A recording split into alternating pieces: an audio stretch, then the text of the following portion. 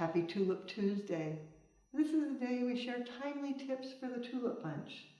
Today, introducing a fabulous bloom, Snow on the Mountain. It's in the Euphorbia family, which tells you it has a milky sap. So you can see I'm wearing a glove because many people are allergic to that sap. When you strip it down, having the glove helps. Then, key is when you cut it, you need to cauterize that end. Singe it. Yes, you're actually burning that.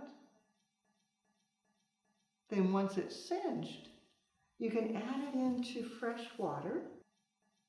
It will continue to drink. I know, the miracle of science. But it will hold up beautifully.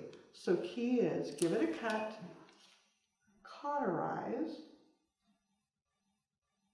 and let it drink.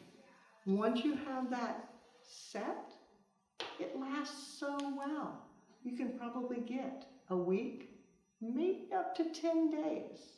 So now you know a new flower to add to your repertoire.